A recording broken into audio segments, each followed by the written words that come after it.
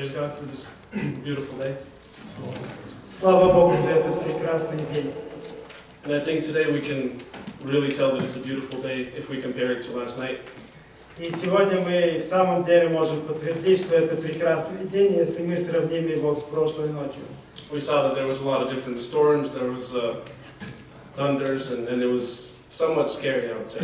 Мы видели, что был ураган, была буря, и также громы, молнии, и кто-то из нас испугался. On the way home, my wife and I we were at a store, and on the way home from the store, there was trees all over the roads, and it seemed pretty bad. So yes, some of us were scared. И мы с женой были в магазине, когда возвращались домой, то были даже поваленные деревья, и в самом деле это было страшно, кто-то был напуган. Today I would like to start by talking about the first king of Israel, Saul.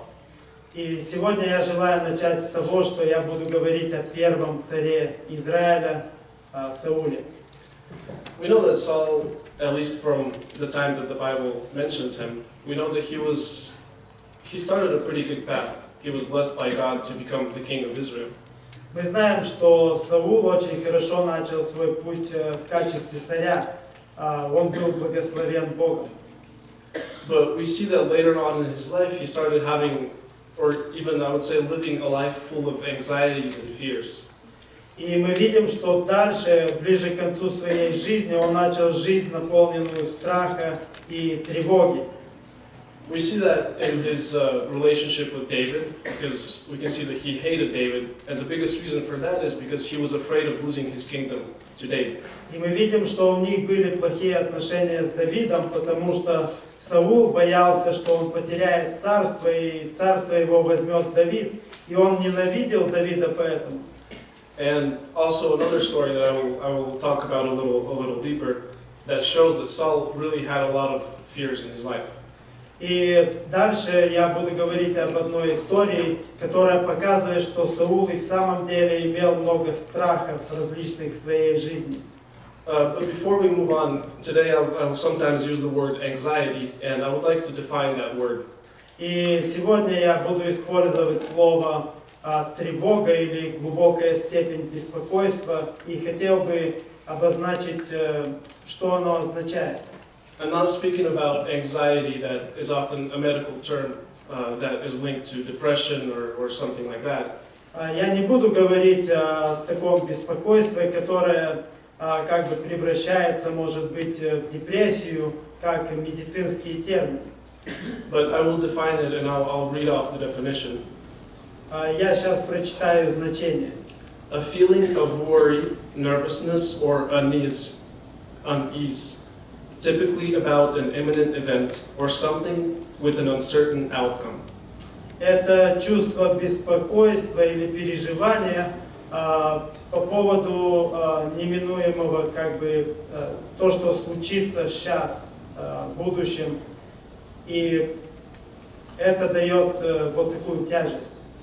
And here we see it says an event with an uncertain outcome. And I would say most events in our lives have an uncertain outcome.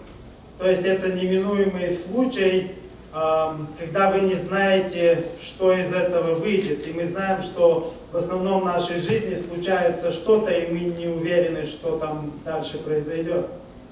Which is why I think probably all of us here at one point or another have faced anxieties, where we worry about something and we have no idea where that worry is going to take us.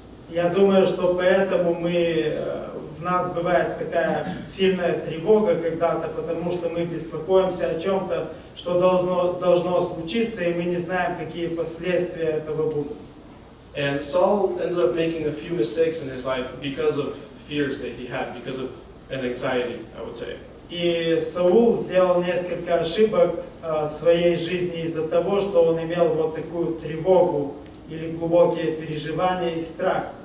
And I think in our life similarly, when we face these type of situations, it's very important to learn to trust God. И очень важно в нашей жизни, когда мы встречаемся с подобными ситуациями, чтобы мы научились доверять Богу. You know, I say it often that I usually preach or prepare sermons on topics that bother me, on topics that I would like to hear about. И я часто говорю об этом, потому что я готовлю проповеди, которые беспокоят или волнуют меня, эти темы. And often I notice when I speak to people and I share a certain type of problem or an issue with them, they'll say, wow, I have the same exact problem, I have the same exact issue, the same question. И когда я делюсь с людьми о том, о чем я переживаю, и говорю им об этом, они говорят, слушай, у меня те же самые переживания, у меня те же самые вопросы.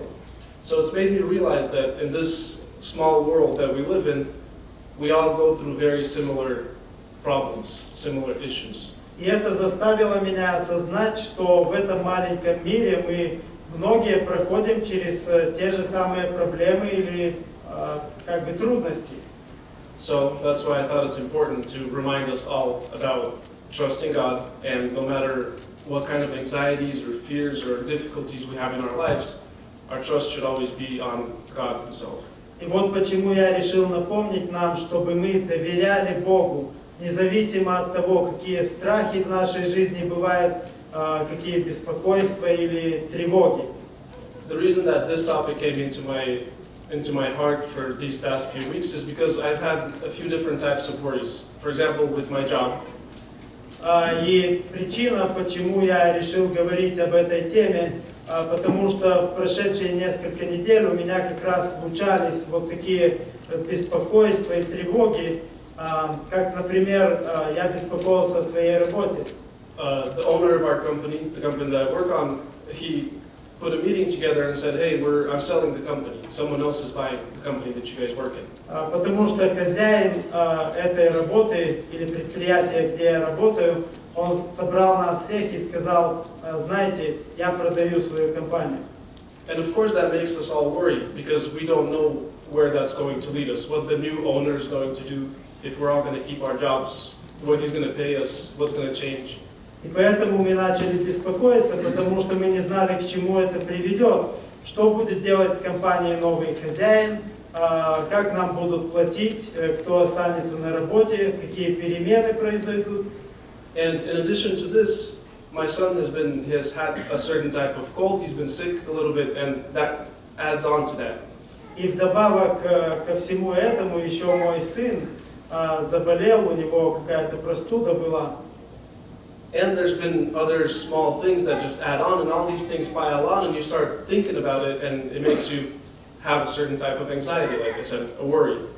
И когда еще другие как бы случаи, проблемы, трудности, они приходят, накапливаются, и у тебя начинает получаться как бы вот такая тревога и глубокое, сильное переживание.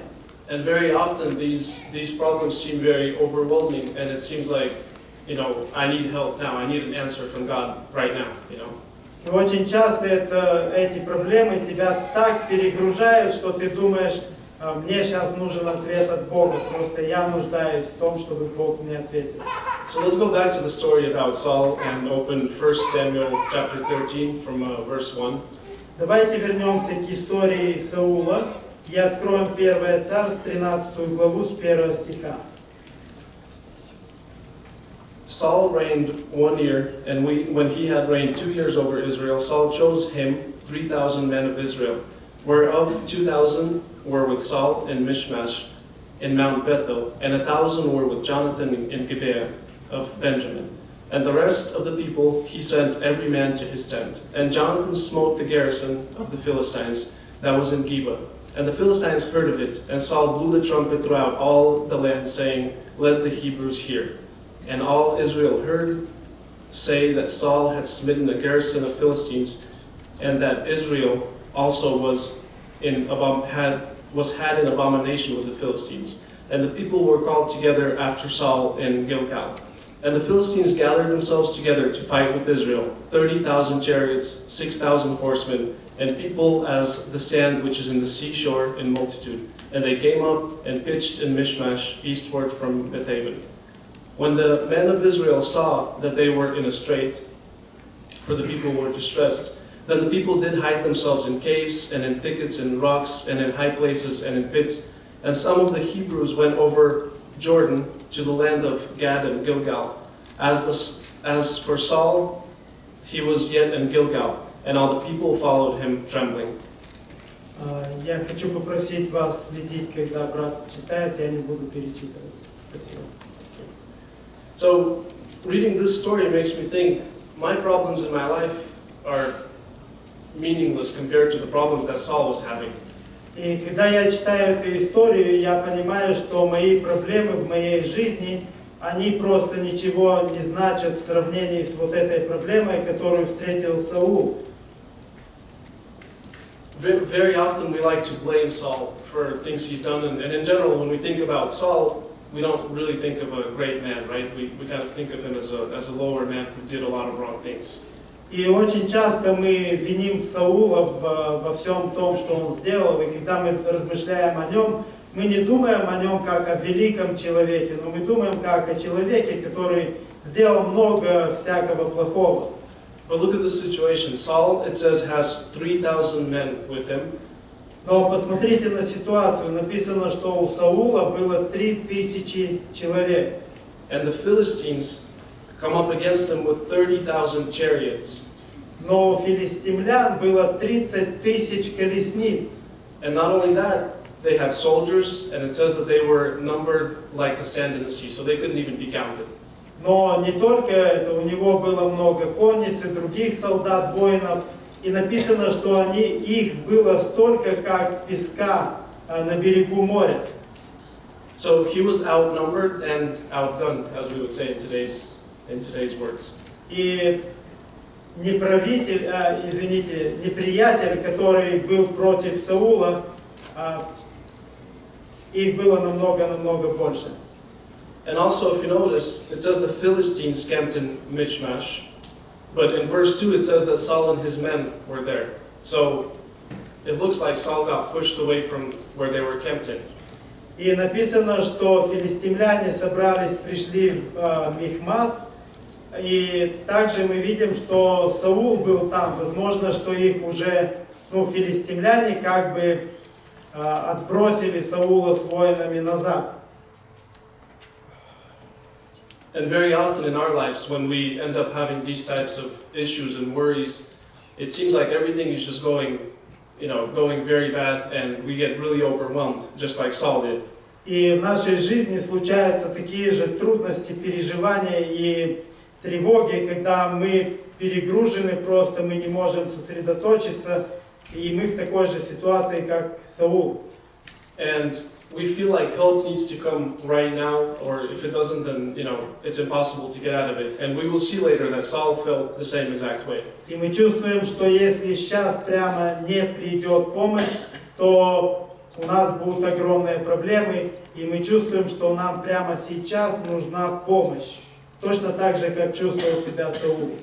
But just to remind you all, we should always trust God, because He is the Father who sees everything and knows what situations we're in. Но хотел бы напомнить вам еще раз, что мы должны доверять Богу, который является нашим Отцом. Он знает ситуацию, Он знает, что нужно сделать. This reminds me of when I was a child and how everything seemed like it was exaggerated and way longer than it actually was. И когда я был ребенком, мне все казалось, что это слишком много времени берет, намного больше, чем оно было в самом деле. Especially when I'm waiting for something. If we're driving to a friend's house and it takes 15 minutes, it felt like it's taking hours. И, например, если мы ехали к моим друзьям, к ним домой, и, может, время переезда брало всего 15 минут, но мне казалось, что это несколько часов. Мы так долго едем. And similarly, if someone was coming over and I was, eager to meet them and waiting for them to come, it seemed like just this time could not take any longer. И когда ко мне направлялись тоже кто-то, и я их очень сильно ждал, то мне показалось, что невозможно дождаться, прямо так долго берет им доехать до нас. So very often, like children, when we're in times of worry, it seems like we need to get out of it right now, and if we don't, then, like I said, it seems like it's impossible to get out of it later. И как дети мы когда-нибудь думаем, что если мы прямо сейчас не получим это, то мы, наверное, никогда вообще не получим этого. And looking at Saul's situation, let's read verse 8. Давайте еще прочитаем 8 стих, чтобы увидеть ситуацию Саула. And he tarried 7 days, according to the set time that Samuel had appointed. But Samuel came not to Gilgal, and the people were scattered from him. Here we see that Saul already waited for 7 days. Samuel told him, wait this much, and I will come, and we'll do what needs to be done. Мы видим, что Самуил сказал Саулу, жди меня. Но мы видим, что Саул уже ждал 7 дней. And you can understand the situation when things are going very bad. The Philistines seem like they're getting stronger and stronger. Saul's men are starting to scatter. И ситуация становилась хуже и хуже, потому что филистимлян становилось больше и больше. А люди Саула, они начинали уже разбегаться. And in our lives sometimes, God makes us wait for certain things, just like He made Saul wait. И вы знаете, в нашей жизни Бог иногда заставляет нас ждать, чтобы получить что-то. Точно так же, как Саул должен был ждать. And we don't always know why. It could be to build our faith. It could be to test us, like He was testing Saul. И мы не всегда знаем, почему мы должны ждать. Может быть, Господь это делает для того, чтобы наша вера в Него выросла, а может быть, просто чтобы проверить нас, как Он проверял Саула. But we know one thing for sure, that God's plan is much greater than just us and just our lives. There's a lot more to it. И мы должны знать, что Бог, Его план, Он намного больше, чем просто наша собственная жизнь и наше, чем мы занимаемся. And like I said, sometimes in these situations of fear, we can end up doing the wrong thing, like Saul did here. И хочу еще раз напомнить, что в ситуации, когда мы находимся в страхе, мы можем сделать что-то неправильно, как Саул сделал. Let's read verse 9. 9 стих еще. And Saul said, bring hither a burnt offering to me, and peace offering, and he offered the burnt offering. And it came to pass that as soon as he made an end of offering the burnt offering, behold, Samuel came, and Saul went out to meet him, that he might salute him. And Samuel said, what hast thou done?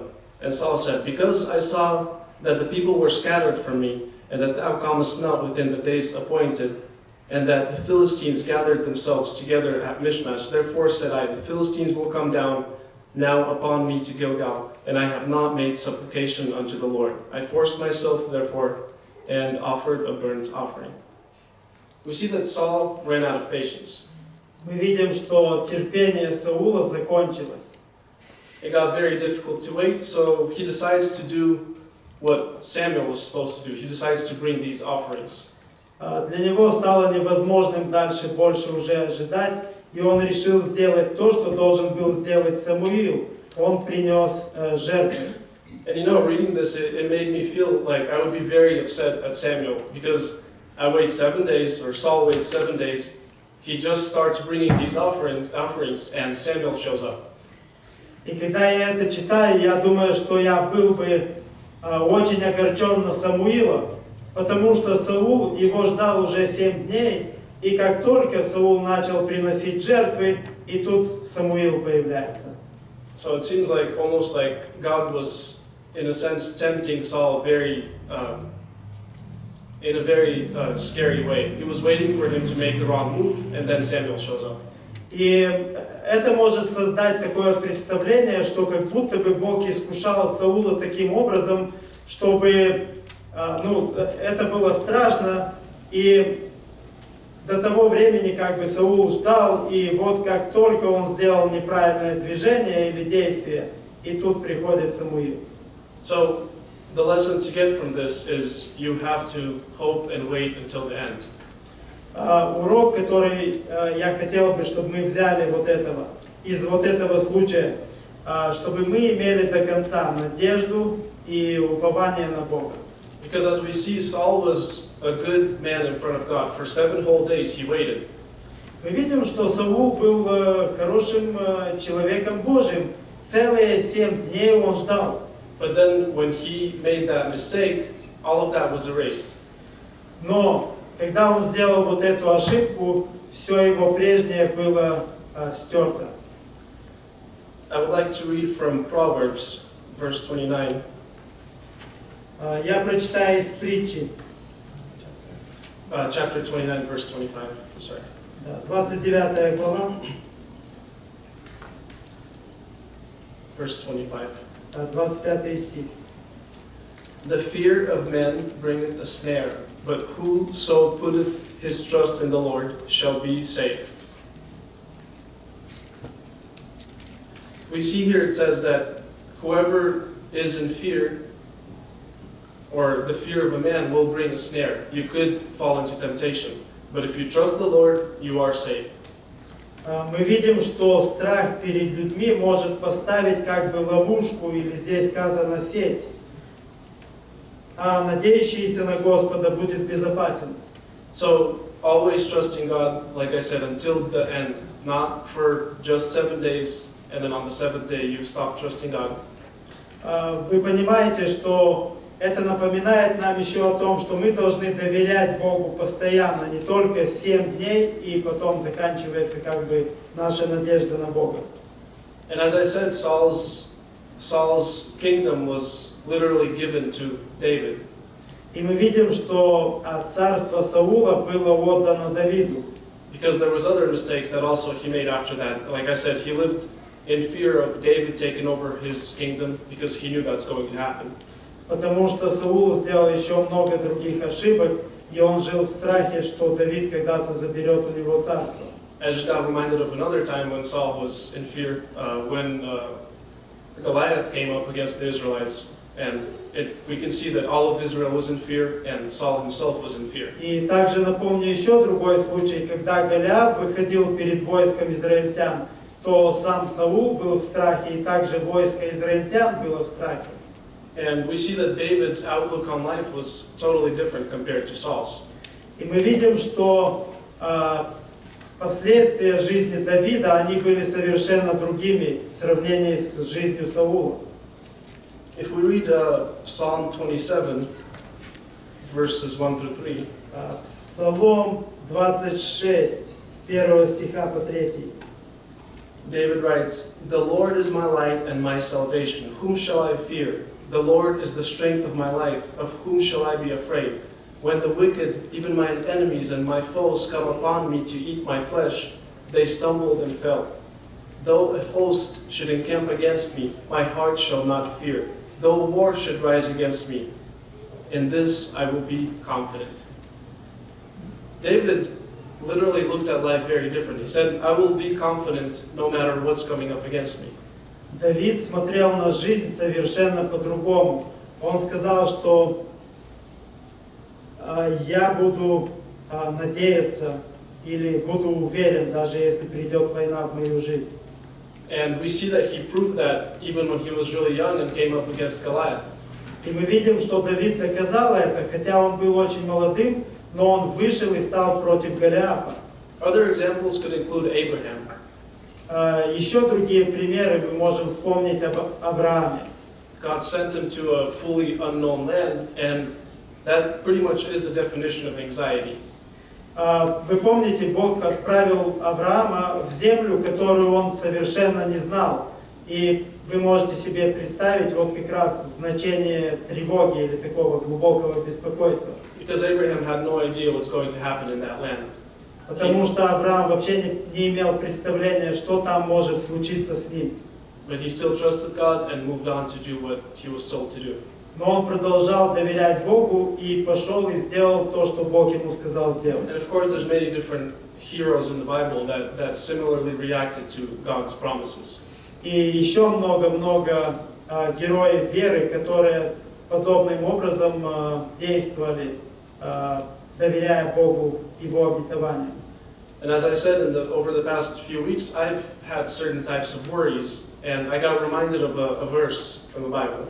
И как я напомнил, что последние несколько недель у меня были некоторые различные беспокойства, и это напомнило мне один стих из Библии.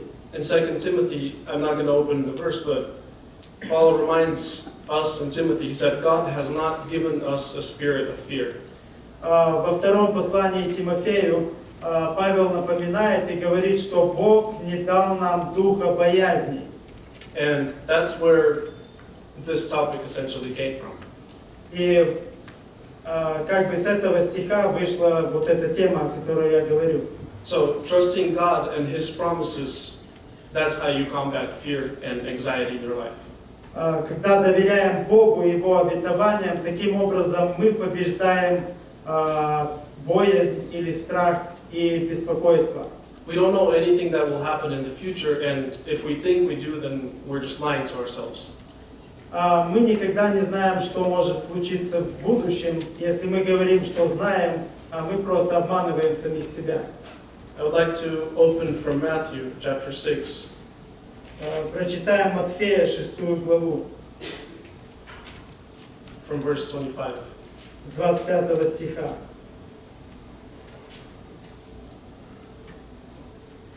And to the end of the chapter. Therefore I say unto you, take no thought for your life, what you shall eat, or what you shall drink, nor yet for your body, what you shall put on. Is not the life more than meat, and the body more than raiment? Behold, the fowls of the air, for they sow not, neither do they reap, nor gather into barns, yet your heavenly Father feedeth them. Are you not much better than they? Which of you, by taking thought, can add 1 cubit unto his stature? And why take ye thought for raiment? Consider the lilies of the field, how they grow. They toil not, neither do they spin. And yet I say unto you, that even Solomon in all his glory was not arrayed like one of these. Wherefore, if God so clothed the grass of the field, which today is and tomorrow is cast in the oven, shall he not much more clothe you, O ye of little faith? Therefore take no thought, saying, what shall we eat, or what shall we drink, or wherewithal shall we be clothed? For after all these things do the Gentiles seek. For your heavenly Father knoweth that you have need in all these things, but seek ye first the kingdom of God and His righteousness, and all these things shall be added to you. Take therefore no thought for the morrow shall take thought for things of itself. Sufficient unto the day is the evil thereof. We see that Jesus tells us not to worry about tomorrow, not to worry about what to eat, what to drink. Мы видим, что Иисус говорит нам о том, что нам не надо заботиться или переживать о завтрашнем дне, что мы будем есть, что мы будем пить. And this does not in any way mean that we should be lazy, sit at home, not work, and not buy ourselves food. И ни в коем случае это не означает, что мы должны сидеть дома, не работать и не заботиться как бы о еде. We see verse 33, he says, first seek the kingdom of heaven and everything else will be added on to you. 33 стих говорит, ищите же прежде Царство Божие и правда Его, и все остальное приложится вам. The way I see this is you should be in God's will and doing that first. Я вижу, что это означает, что нам в первую очередь нужно искать волю Божью. And everything else will be added on, meaning that you do what you're responsible for, but what you can't control, let God control that. То есть делайте то, за что вы ответственны, а то, что вы не можете, чем вы не можете контролировать и управлять, это все в контроле или во власти Божьей. As Jesus says here, if you worry, can you add yourself an extra even inch or any height to your height? Как Иисус говорит, если ты переживаешь или заботишься, можешь ли ты прибавить себе росту? So there's no point of worrying things that you can't control, that you're not responsible for. Поэтому нет смысла вообще переживать о том, над чем ты не имеешь власти, и ты не можешь это контролировать. This made me think about, for example, engineers. Are they responsible for, let's say, an earthquake or a flood or other types of natural disasters that come? Это напоминает мне инженеров. Разве инженер как бы ответственен за то, что случается где-то ураган или может быть наводнение или землетрясение? And engineers can do a lot of different things, not just electrical stuff like I do. Engineers can do things with building houses, bridges, mechanical stuff. И инженеры могут делать много, не только по электрической работе, но они могут строить дома, мосты и всякое другое. And if anything breaks, it's not their fault if there's a natural disaster. И если что-то сломалось по причине стихийного бедствия, то это не вина инженера. because they don't control that. That just happens. Потому что они не контролируют стихии. And similarly, in our lives, when problems come, when worries come, if you can't control it, if there's nothing you can do to change it, put your trust in God. И если в нашу жизнь приходит какая-то буря, трудность, проблема, то нам не нужно об этом сильно беспокоиться, нам нужно просто доверить Богу и предать в Его руки нашу проблему. Let's read a verse from Romans chapter 8. We'll read verse 15. Римлянам 8, 15 стих прочитаем. For you have not received the spirit of bondage again to fear, but you have received the spirit of adoption, whereby we cry, Abba, Father. When I read this, I wanted to look up what Abba, Father means, and there's many different explanations about this. Когда я прочитал это, я решил посмотреть, что означает Ава, Отче. And one of the explanations for this was this, that it's a term of respect used by adult children for their fathers. The word Abba richly expresses our relationship with God. И одно из объяснений говорит, что это каким образом взрослые дети с уважением говорят своему отцу, как отец. And in our relationship with God, we are dependent upon Him like little children. And here it even uses the word like little children go to their daddy, to the closest that they can have. И в наших отношениях с Богом то использовано вот это слово, которое как будто бы говорит папочка. And in this same word, it says, yet we also offer God the highest respect and adult love. И вот это слово, оно означает, что когда мы это слово произносим, мы отдаем Богу большое уважение. And God, like the Father that He is, He will deliver. То есть оно означает как высокая степень уважения и любовь также. И Бог, который является нашим Отцом, Он избавит нас. And in verse 28, in the same chapter, it says, we know that all things work together for good to them that love God. И 28 стих говорит, притом мы знаем, что любящим Бога, призванным по Его изволению, все содействует ко благу. Every time I read this verse, I think of a jigsaw puzzle. И каждый раз, когда я думаю об этом стихе, я представляю себе пазл. Because life, in a sense, is a puzzle that we don't know where it's going to end up. И мы знаем, что жизнь, она наподобие, вот как пазлы, мы не знаем, каким образом она дальше будет, или как она закончится. You know, recently I had the courage to start a jigsaw puzzle, not alone, but with a friend. Недавно я начал собирать пазлы вместе с своим другом.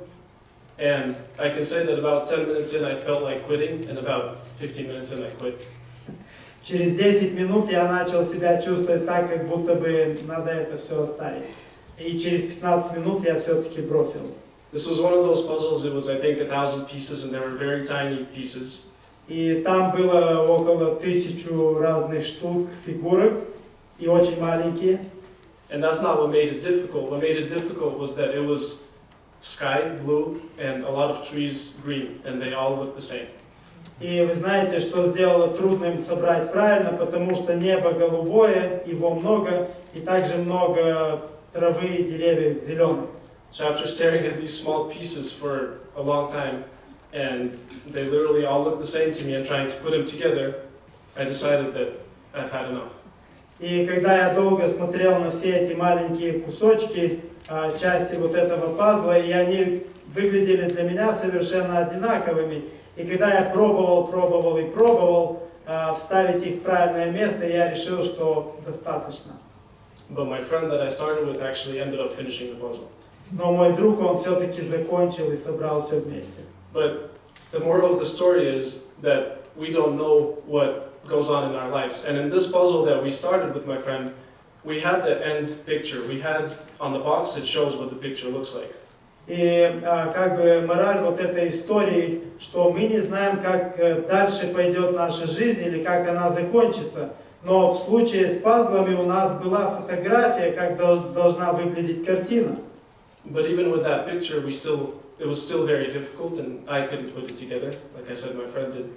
Но даже имея вот эту картинку, как бы зная, что в будущем должно выйти из этого, я не смог это собрать, и да, мой друг это сделал. But in our lives, God is the only one that knows the full picture, and He's the only one that knows where each piece needs to go. Но в нашей жизни Бог, Он только является одним, который видит всю картину в целом и знает, как все дальше должен произойти, и Он как бы подставляет вот эти кусочки в нашу жизнь. And I noticed in my life it's much easier to trust God when you have confidence, like it says in 1 John chapter 3. И я думаю, что намного легче доверять Богу, когда ты уверен в нем, как написано в 1 Иоанна, Chapter 3. в 3 главе, Starting from verse 20 through 22. с 20 стиха. It says, "For if our heart condemns us, God is greater than our heart and knoweth all things. Beloved, if our heart condemns us not, then we have confidence toward God. And whatsoever we ask, we receive of Him, because we keep His commandments and do those things that are pleasing in His sight." Here, John tells us that if our heart condemns us, if we have something in our heart, then it's difficult to come before God. It's difficult to ask God for anything.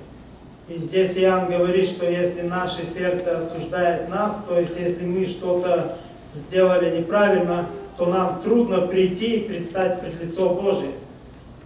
You can very easily look at this in your life. If you did something, you wronged someone, a friend, and you need some help from that friend. Вы можете представить в вашей жизни как такой пример.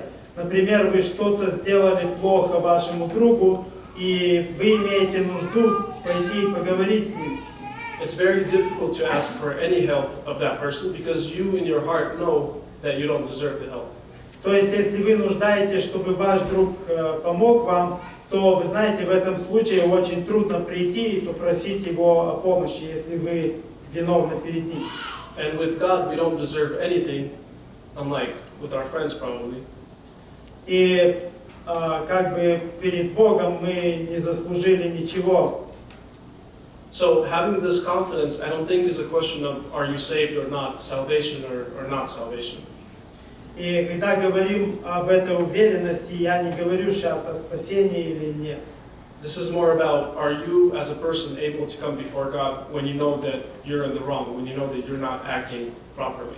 Здесь просто я хочу сказать, вы как человек, можете ли вы иметь вот такую смелость прийти к Богу, когда вы чувствуете, что вы неправы перед Ним? And John talks a lot about this confidence in chapter 3 continuing, and then in chapter 2 again. I'm going to skip over that because of time. И Иоанн говорит много в этих главах об этой уверенности. So, I guess in conclusion, we'll open from 2 Peter chapter 3. И в заключение мы прочитаем из второго послания Петра, 3 главы, Verse 9. 9 стих. The Lord is not slack concerning His promise, as some men count slackness, but is long-suffering to usward, not willing that any should perish, but that all should come to repentance. Не медлит Господь исполнением обетования, как некоторые почитают то медлением, но долго терпит нас, не желая, чтобы кто погиб, но чтобы все пришли к покаянию. So, God does not want you to suffer. Бог не желает, чтобы вы страдали. God doesn't want you to lose your salvation. Бог не желает, чтобы вы потеряли ваше спасение. And as it says here that He waits for everyone who can to come to Him and receive that salvation. И как здесь сказано, Он ждет, чтобы все возможные люди пришли к Нему и покаялись, чтобы получить спасение. So, put all your trust in Him whenever you have any worries, any types of anxieties. Just trust God because He will help you. He will come when the time is right. Поэтому положите всю вашу надежду на Него. Даже если у вас есть переживания, беспокойство, знайте, что Бог вам поможет и придет в вашу жизнь. Because Paul says that hope dies last. Потому что Павел говорит, что надежда умирает последней. And similarly, Saul, we see that he lost his hope and he decided to move on and take matters into his own hands. Мы видим, что в случае с Саулом он просто потерял свою надежду и решил сам начать делать жертвоприношение. And the last verse I'll read will be from Isaiah. It's one of my favorite verses in the Bible. Последнее я прочитаю из книги Исаия, It's in chapter 41, 41 глава, verse 10. 10 стих. Fear thou not, for I am with thee. Be not dismayed, for I am your God. I will strengthen thee, yea, I will help thee. Yea, I will uphold thee with the right hand of my righteousness. So, in this verse, we see that God says, this is God himself saying, don't fear, don't be afraid, because I am with you and I will uphold you with my right hand.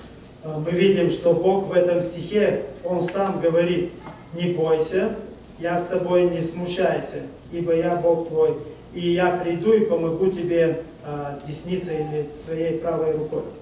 So may God help us always have trust in him and know that he will show up at the right time. И Господь поможет во всякое время, просто нам нужно доверять Ему и помнить, что Он придет в то время, когда Он считает нужным. Let's pray. Помолимся.